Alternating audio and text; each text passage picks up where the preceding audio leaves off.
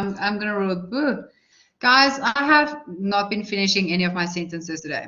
Okay, so yes, Danielle, I am recording this session. So after class, you guys will be able to download this session. So guys, we are going to first start with the assignment discussion. Let me just quickly share the assignment with you guys. Just give me 2 seconds.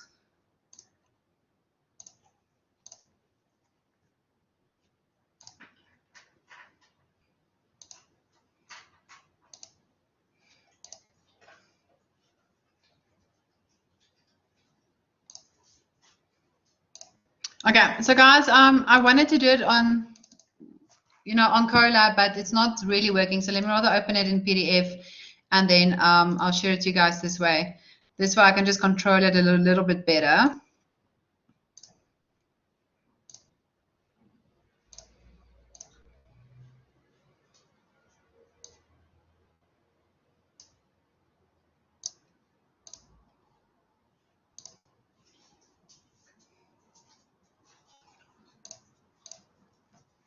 Okay, so guys, the assignment starts with Kiagile Wellness Development Center, which is a non-profit organization. So guys, I mean, we just a side note, remember that we haven't really been on Colab in a while. So if you guys for some reason can't hear me, just post it in the chat, and then I can just double check my internet connection. You guys know that sometimes internet connection dips, and yeah, okay, it has a mood of its own. So, like I said, the assignment starts with Kiagile Wellness Development Center. I want you guys obviously have to read through it. And then your assignment essentially starts where it says, write a report of approximately 2,500 to 3,000 words in which you use practical examples to provide responses to the following focus areas. Guys, they're giving you the case study. So that obviously means that you have to use the case study to give the examples. So don't now go and give Woolworths examples and ShopRite and Spar examples. Use the case study as your examples. Okay. So the first question says, discuss the influence of entrepreneurship on small business and startup opportunities within South Africa. Then question 2 talks about, by making use of the examples, discuss the application of integrity in the South African specific small business. So guys, integrity comes from chapter 2. So remember in chapter 2, we spoke about integrity, ethics, social entrepreneurship as well. So how is integrity applied within the small business environment? What you guys can also mention here is, why is integrity important?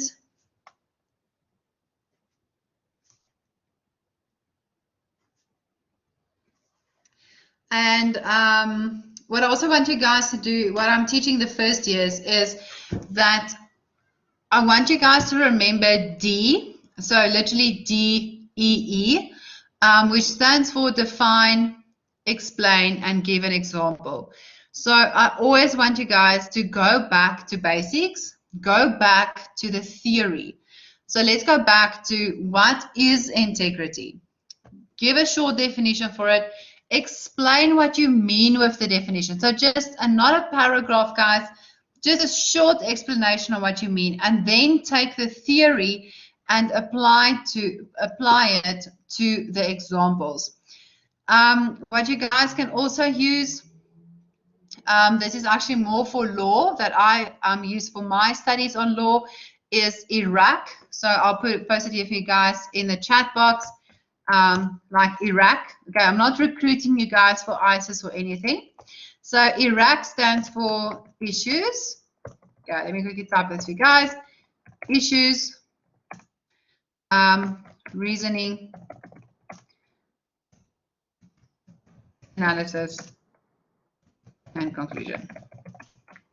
Okay, so what is the issue? What is the question? What does the question deal with? The reasoning, you can also use the facts here. So give the facts, then analyze. Take the issue with the reasoning or the facts and base the facts on the issue. And then in the conclusion, so analysis and conclusion are normally more or less the same. In conclusion, you'll say, based on the facts, based on my analysis, this is my conclusion. And you'll have to actually do this in law for every single question that you have. So I want you guys to apply D to your small business studies. Then the next one that the next question says, explain how the purpose and objectives of business plan applies to the development of a business model for a social entrepreneurship enterprise in South Africa. Guys, they're not asking you to write a business plan. They're asking you, how does the purpose and the objectives of a business plan apply to the development of a business model? So guys, this refers to chapter 6. Remember in chapter 6, you guys had to do a business plan. I also asked you guys to do it for ICE for me as well. So like I said, do not fall into the trap where they're asking you to create a business plan or asking you to create a business model. They're asking you, how does business plan apply to the development of a business model? So guys, this is chapter 6.3. This is where the business model is, and then the business plan is as well. Then elaborate on the rationale for writing or for not writing a business plan. So guys, this is also in chapter 6. Why should we write a business plan? Why is it important? Is it even important? Do we really need a business plan? So you need to now state why you need to write a business plan. And guys, for each of these questions, please use examples from the case study. So that explain why the non-profit, why they wrote a business plan, for instance, or why they need a business plan.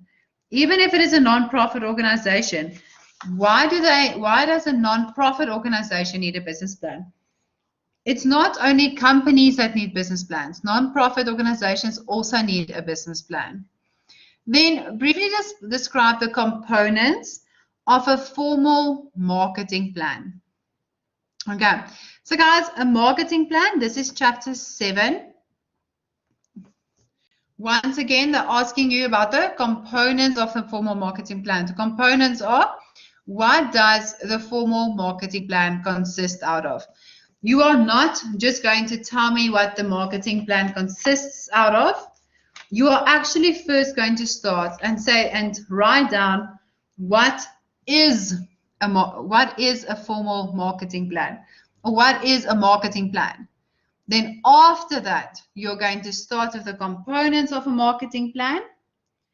And then with your components, you are going to actually give a short explanation on what each component is about.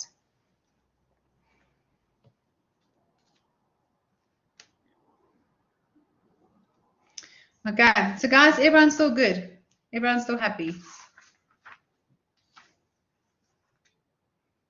Okay, so guys, like I said, marketing plan is on chapter 7. If you go to chapter 7, 7.2, it speaks about the formal marketing plan. It says often an entrepreneur completes a feasibility study and determines that the venture idea is a viable opportunity. He or she is ready to prepare the formal marketing plan. And it says there, okay, could you check it?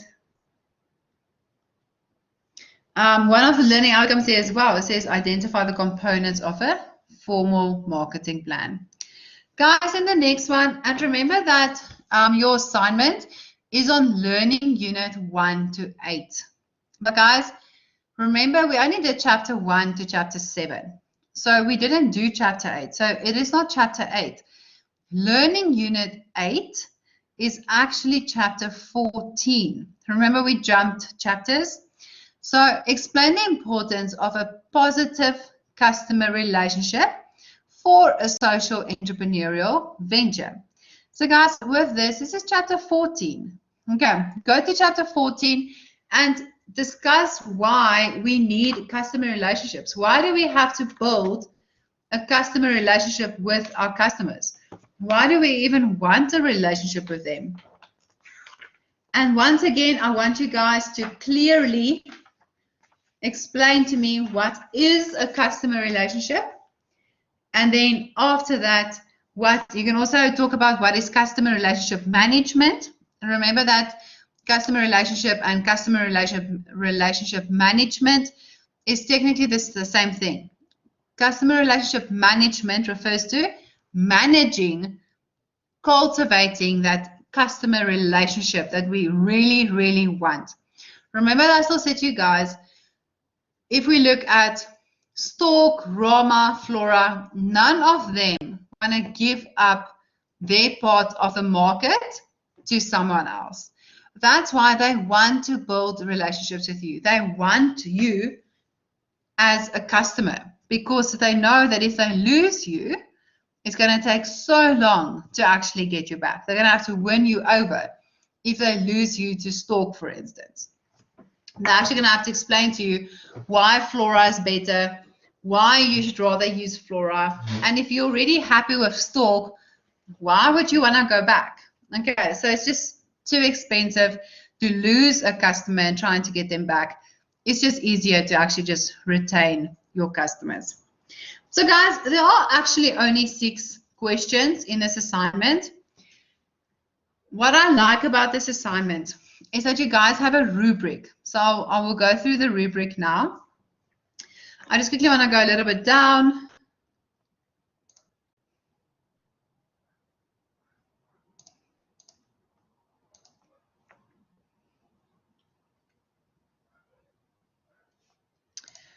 Okay, so guys, I know in the one class, one of the students came to me and panicked and said, we can't use our textbook. What do we do now?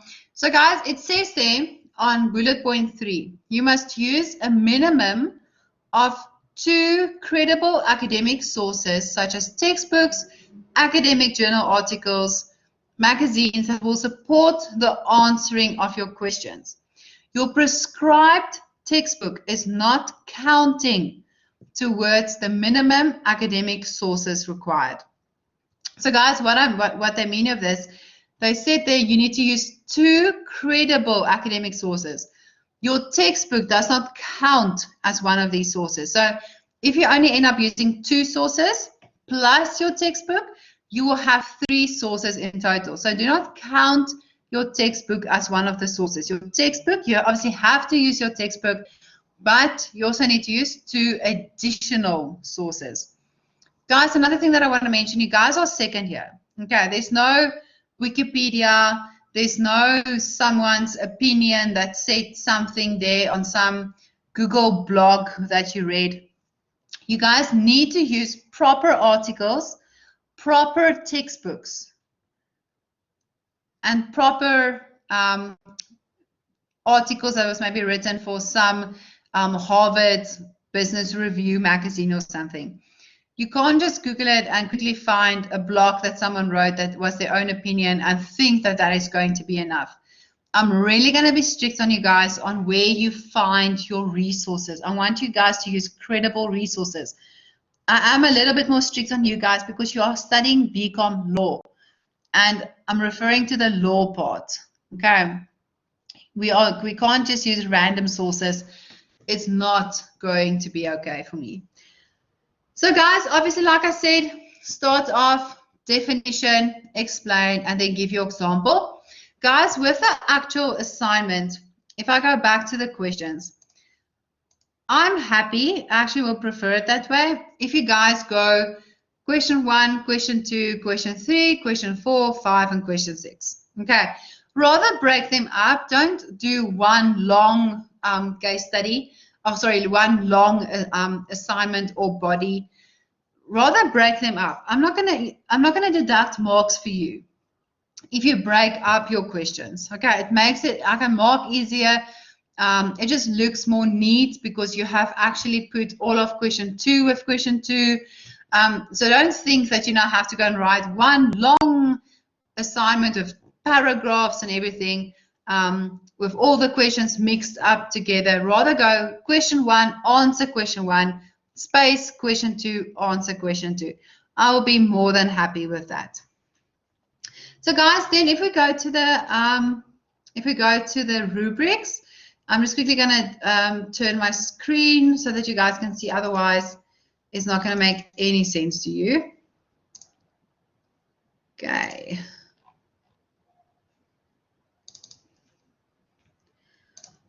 So guys, you do not have to submit the rubric. I will have rubrics.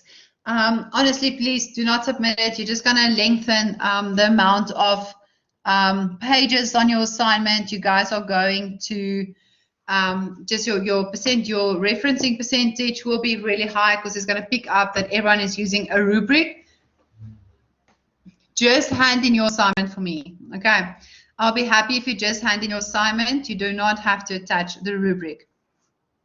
So guys, if we look at the rubric, remember that you guys are writing, that you guys are essentially writing a journal article. Okay, so we have to start with an introduction. And you guys can see here, an introduction is 10 marks. So what I want you guys to do is look at the levels of achievement. So after you guys are done with your assignment, actually try and mark yourself. Look at the levels of achievement and say, did I tick all the boxes? If we look, I'm not even going to look at developing, poor, and fail. If we look at good, an introduction that suggests an argument and clearly states the 6 related subtopics. So guys, in your introduction, you have to clearly state what are you going to discuss in your body. Okay. You can get 8 to 10 marks if the introduction with a clearly stated line of argument and at least 6 clearly stated subtopics that expand, clarify, and or develop the argument. Okay. So guys, you need to, in your introduction, I want you guys to actually explain what are you going to discuss today. Okay. What is your reason for writing this? What is your aim? What is your aim with this assignment when you are done? Guys, then when we go to the second part of the rubric, with the second part of the rubric, I'm just making it a little bit smaller so you guys can see. Okay, so your content is actually 50 marks. So guys, under content, once again, mark yourself. Okay. Excellent will be demonstrates insight, awareness, understanding of the deeper and more subtle aspects of the focus areas, ability to consider social entrepreneurship in the broader context of the discipline in the context of South Africa. So guys, here's a clue for you. Focus on social entrepreneurship. Focus on what is entrepreneurship. What does the entrepreneur need? Then effectively discuss the influences of entrepreneurship on small business and startups. So when you're done with your assignment, go back to your assignment. Check if you somewhere, while answering the question, said something about the influence of entrepreneurship on the small business management and startup. Did you provide adequate use of examples? Did you then the next one, the next page. Did you explain how purpose and objectives, guys, I'm sorry, I think it's of business plans applies to, let me just quickly fix it on my side. Okay, and objectives of business plans applies to the development of business models for social and entrepreneurial enterprise. Elaborate on the rationales for writing a business plan. Succinctly discusses components of the marketing plan, explained with examples the positive aspects linked with good customer relationship management.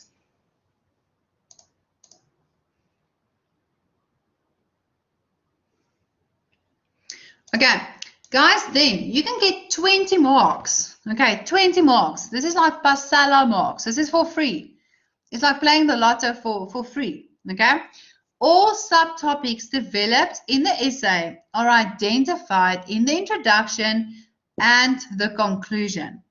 The subtopics are in the same order in the introduction, the body, and the conclusion of the essay. I mean, guys, come on. Okay. Start off question 1. What is question 1 about? Okay, name that in the introduction. Question 2, 3, 4, 5, 6. When you do your body of the essay, question 1, 2, 3, 4, 5, 6. When you do your conclusion, once again, start off question 1. Say, this is what I concluded with question 1. This is what I concluded with question 2, with question 3. Continue all the way to question 6. Guys, this is 20 marks, okay, that you can get literally for free. And that you can literally get it by just sticking to the categories or the order of what the questions is in. Okay, and guys, then the last one is conclusion. So conclusion, sorry, the second last one. You clearly identified roles of social entrepreneurship and related focus areas.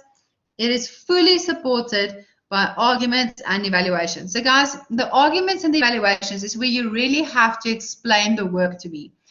Remember that essentially explaining this to a 5-year-old. Okay, so write your assignment as if you're explaining this to a 5-year-old brother, sister, niece, nephew, friend's child. By the time that you're done, they need to understand what you just wrote. And then, guys, the last one is the conventions. So, guys, the conventions is just how did you write? Okay. What I want to say here is, guys, please do not type something and then go synonym and then use a word that you can't even spell. Okay, I'm honest. When I marked some of the first-year assignments, some of those students used words that, I mean, I have never even heard of. I literally had to Google some of the words. And I don't think they have also heard of those words. Okay. Rather write basic English. Remember that you always need to be professional, so don't use slang. Don't tell me that we're having a convo instead of saying conversation. So be professional, but use simple essay English. Okay. You don't have to use words that you've never heard of. Okay, it's not going to make your assignment any more impressive. What's going to make your assignment impressive, what's going to impress me is if the content is there, if I can understand what you wrote. So guys, with conventions, this is just your grammar, mechanics, the spelling, usage and sentence formation. Did you use the correct referencing format? I'll talk about referencing now. And did you have in-text and parenthetical citations? Okay. So guys, with regards to referencing, remember that you guys are studying, although you guys are studying BCom law, this module is business management. And because this module is business management, you guys need to use the Harvard referencing method. Do not use footnotes. There are no footnotes in Harvard. Do not use the footnotes. So footnotes goes with law referencing. In-text and bibliography goes with Harvard. Okay. So don't use anything else but the Harvard method. Guys, use Arial. I prefer Arial as a font. Font size, guys, font size 12. Don't use anything bigger. Don't use anything smaller. It is super impressive if you have an assignment of 20 pages, but then I check and the font is like an 18. Okay, so no, use font 12. Spacing, if you guys are, some students are very particular about spacing 1.5. But yeah, guys, I mean, I'm not going to deduct marks for it. It's just, I can just tell you what makes it easier for me to mark. Guys, then please convert your assignment. Sorry, guys, let me just quickly close the one.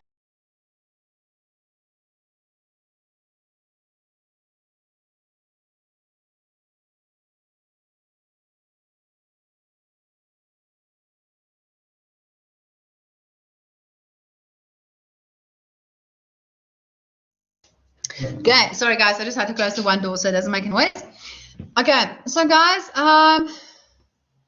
okay, we spoke about Arial, we spoke about the font, we spoke about the referencing. I completely forgot what I wanted to say to you guys now. Okay, And now all the dogs are also excited. Okay, so guys, then also have to now remember what I want to say to you guys. Okay, remember that with in-text referencing, that you can't just reference at the beginning of a question or at the end of the question and think it's okay. With referencing, more is more. So rather, you can't reference too much. Okay, if you reference 10 times in a question, that's fine. Every time you say something that is not your own opinion, you have to reference. Okay, every time you take something from the textbook, you have to reference. Honestly, guys, you can never over-reference. I'm 100% honest with you. You can never reference too much. Rather, reference too much, like how you feel too much than too little. Okay. The only time that I will send, so guys, I do deduct marks if you use the wrong referencing method. That's why you are not going to use footnotes. Footnotes are law. You were using Harvard. Okay, I am going to deduct marks for you if you use footnotes. Then the only time I'm going to send your assignment to the academics is if you did not use in-text referencing and or there is no bibliography. Okay, guys, you can't get away with no bibliography. And remember, because you guys are second year, they will immediately charge you with level 2 plagiarism. And I think level 2 is either 50% or a 0. And guys, I mean, I'm going to be honest with you. You do not want to get a 50 or if it's a 0 just because you didn't reference properly. Okay, it's really a stupid thing. And I'm going to use the word stupid because that will be stupid. Okay, so guys, if do any of you guys have any other questions that you maybe want to ask me, anything that you guys are unsure about, that I can maybe answer for you, anything that you guys want to know, please ask me.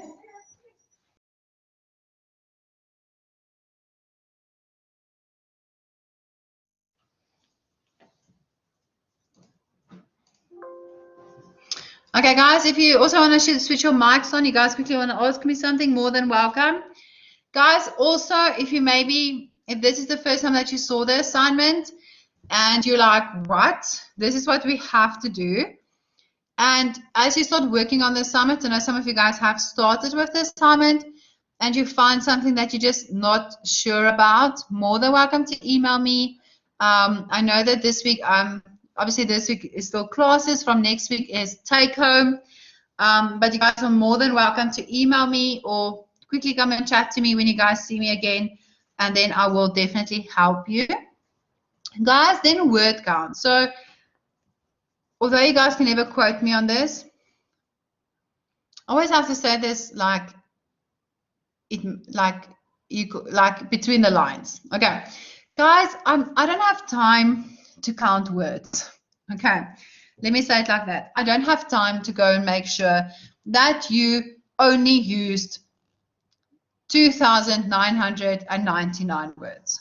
Okay, guys, with all honesty, if you go over with 10 or 20 or 50 words, I'm not going to deduct marks for you. Okay, but please do not write 20 pages of gibberish and think that that is okay, because that's not okay. Nisa, guys, yes, in-text referencing also needs to be used in your take-home tests. So whenever you are doing something, so except actually when you guys are on campus, you have to use in-text referencing. With regard to the take-home test, guys, what I say to the other students is, remember you only have 21 hours to do the test. So I won't really use any more referencing than the textbook. I actually downloaded some past take-home test papers from last year. And for the third year students, they said to them that they had to use 2 other sources as well.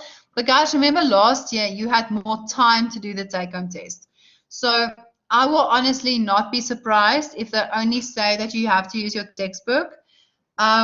Honestly, guys, I'm not going to expect you to Google we can see what the take-home test looks like. Obviously, you guys are going to get it the day before. I will also quickly check the test and say, okay, guys, you need to use at least 2 sources.